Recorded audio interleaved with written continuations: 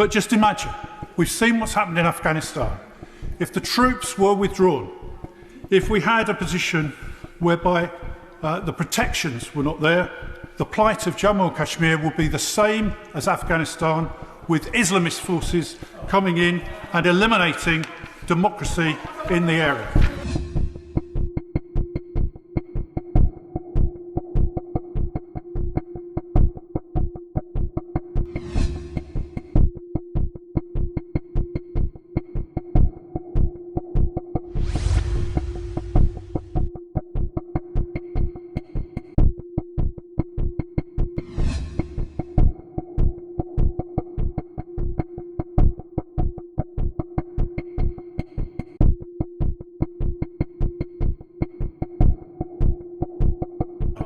Until the application of Article 370, no such protection was provided to women in Kashmir.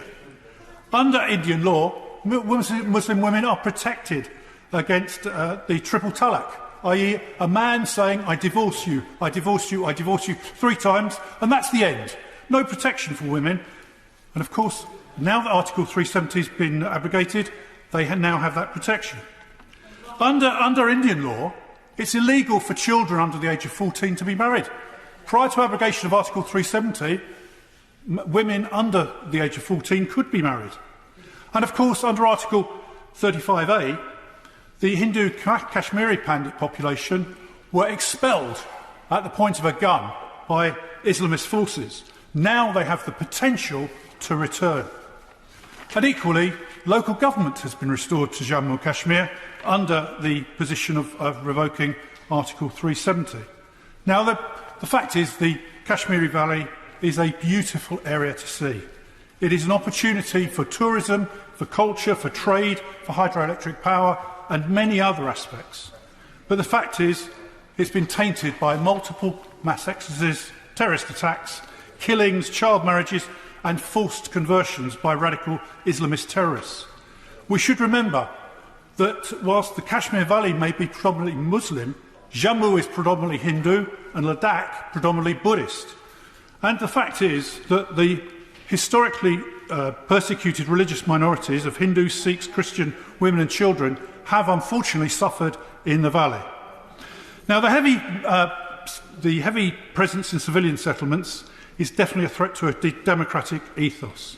But just imagine, we've seen what's happened in Afghanistan.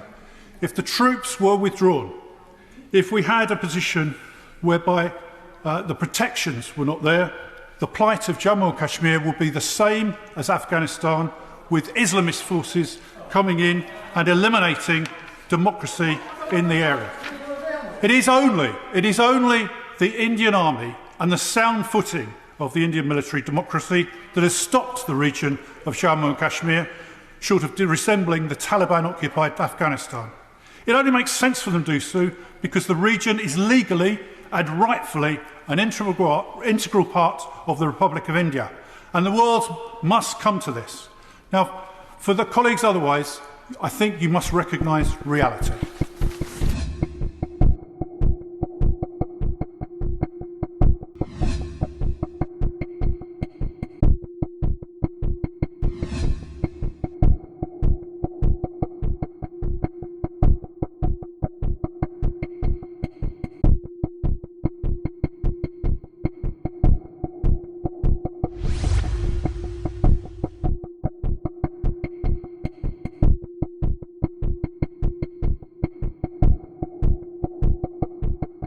Thank you, Madam Deputy Speaker. The dispute over Jammu and Kashmir is one clearly for India and Pakistan to resolve. That's been the position of successive UK governments of different political stripes, and it's the right one. We should also keep in mind that the whole of Kashmir acceded to India when the country gained its independence in 1947, even if part of the area was subsequently seized and unoccupied by Pakistan. The Honourable Member has spoken. The Honourable Member for Oldham East and Saddleworth has raised a number of cases related to that part of Kashmir which is administered by India. As a democracy where religious minorities have full constitutional protections and which places great value on respect for the rule of law, I believe that India's courts and institutions are well capable of properly investigating alleged human rights abuses, and it's right that they do so. In a previous debate on this issue in this House, the Minister responding for the FCO welcomed assurances from the Indian government that its army is committed to compliance with the law and that disciplinary action would be undertaken in accordance with the law when necessary.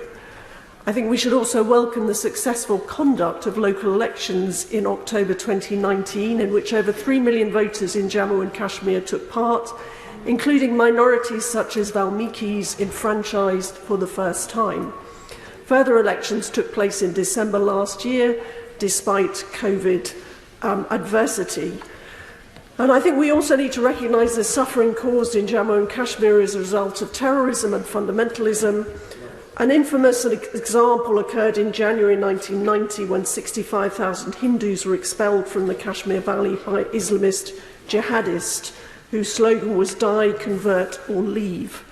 In 1947, 250,000 Pandits lived in the Kashmir Valley, but very few now remain, after systematic attempts by extremists to force out people who question Pakistan's involvement in the region. Today's terrorist groups continue to threaten the security of people in Kashmir. These include Lashkar-e-Taiba, Jaish-e-Mohammed and Hizbullah.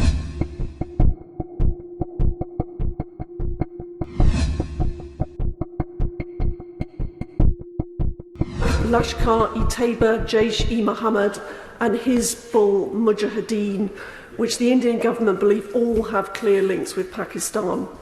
There's evidence of arms and equipment from the Pakistan military finding its way into the hands of terrorists. And in June last year, Indian border security forces shot down a China-made drone flying in from Pakistan containing armaments. In conclusion, I appreciate that the repeal of Article 370 has provoked controversy, but it has been accompanied by a concerted push to improve prosperity and economic opportunity for people living in the region. Extensive involvement is underway on improving water supplies, roads, bridges, technology, agriculture, tourism, industrial development. Rules which denied certain property rights to women who married men from other parts of India have been scrapped because Article 370 has gone. Better protection for minorities such as Biharis has been introduced. And last but not least, we must welcome the efforts made by the Indian government to grapple with the COVID crisis, which has seen testing and vaccination rates in Jammu and Kashmir amongst the best in the country.